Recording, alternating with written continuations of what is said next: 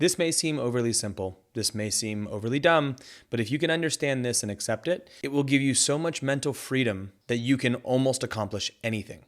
Let's get into it. In the 2 previous videos, we talked about things that help humans change. In the first video, I talked about self-efficacy, which again was that belief that you can succeed. That's our first step. The next step is to understand that mechanism for how do we change. This is the mindset centered around anti-fragility. And as a quick overview of that, that's the balance between stress and recovery, making sure that if we want to see change, we're doing both stress and recovery. And if we're not seeing change, then we either haven't stressed ourselves enough or we haven't allowed for recovery. And in those cases, then we are not going to grow. We are not going to change. We are not going to get what we want. Now, here's what's interesting about this next step. This next step takes those 2 concepts and makes it real. If you believe that you can change, if you know what you want and you've figured out the stress and recovery, this last layer is the tool on top of both of those that makes both of those things actually work. This tool is consistency. Consistency means repeating something, doing it over and over again. Now, here's the kicker with consistency. It is the overarching tool that either means you succeed or you don't. With it, you can get any change you want, but not all consistency is equal. And let me explain. We're all different people. So how much we need of something is different based off of our histories, our backgrounds, our psychologies, our physiologies, and how well we've chosen the tools that we're trying to elicit change with. But here's a rule of thumb. If you don't have what you want, you either haven't been consistent enough or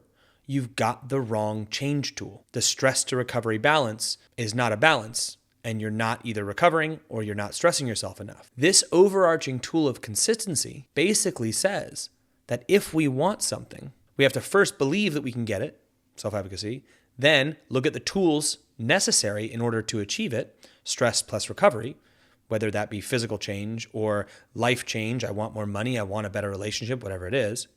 And then how often are we using that tool? How to tinker with this will come in just a second, but I want you to pay attention to that. Let's think about this. Say we want something like wealth. We want to create wealth. Well, okay, we have to go, that's my end goal. Now, what do I do in order to achieve wealth? Well, I have to do things that make money. That requires either selling my time, selling a product, or getting sponsorships, or whatever it is. We choose a direction.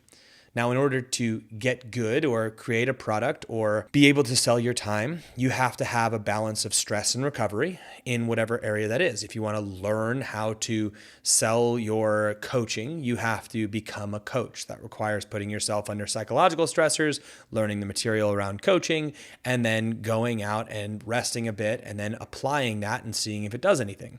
So there's this balance of learning and recovering and growing and making mistakes and doing all the things. You become that coach. But then once you are that coach, once you have the thing, how do we then utilize that to make money?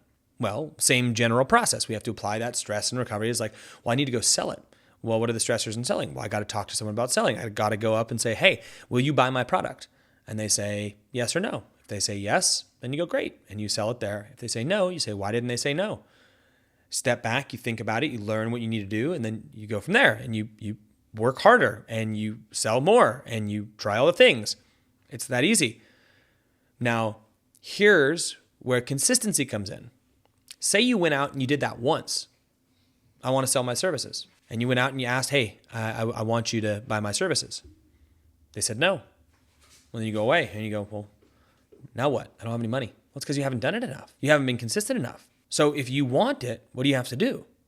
You have to be more consistent. You have to talk to more people. You have to do more of the grunt work, more of that stress, more of that recovery, more of that time trying the actual thing in order for you to actually see success. So if you don't have what you want, you fundamentally haven't been consistent enough. That's it. That's the big takeaway from this video. You want a better relationship? You haven't been consistent enough with the things that allow you to have a better relationship. You want to have more money? You haven't been consistent enough in doing the things required to make more money. You want to be fit? You haven't been consistent enough. You want to be healthier? You want to make better food choices? You haven't done it enough. You have to do it more. Now here's another kicker, a thing that sucks, but it is a reality we have to accept. Not all people require the same consistency. That's a sucky truth that I'm going to have to tell you here. It might take me 3 attempts to get something I want. Literally 3. I want to learn how to hit a baseball, 3 swings, all of a sudden I hit it on the 3rd. Another person, it might take 100 attempts at swinging at that baseball. Why? I don't know. Childhood, coordination, history, whatever it is. Both required consistency.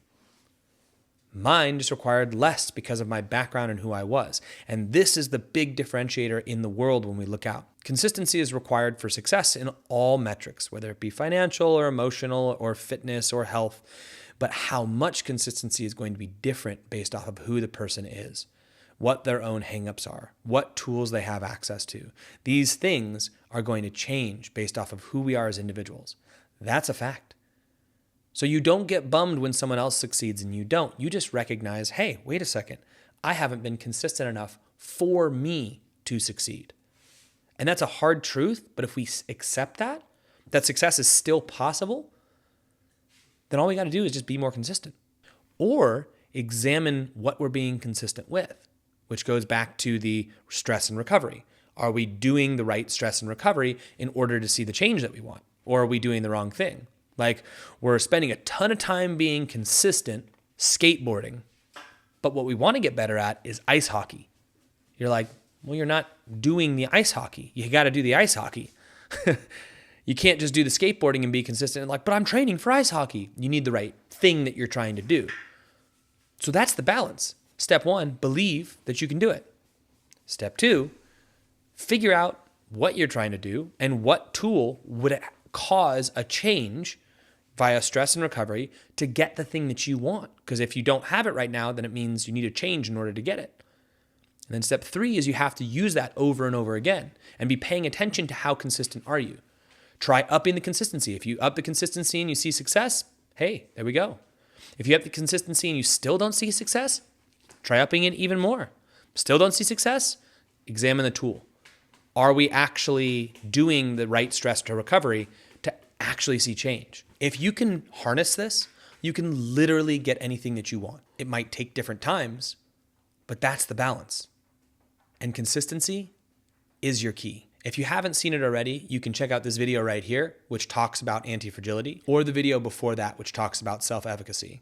I'm going to make one more video after this that talks about the 3 together in an effort to help us live an overall better life through something called the SPIRE method. And SPIRE is S-P-I-R-E. Each one of those is the first letter of an acronym for different versions of health. When they all come together, we get joy. But this process is what we need in order to apply ourselves to that, which is why I'm doing it first.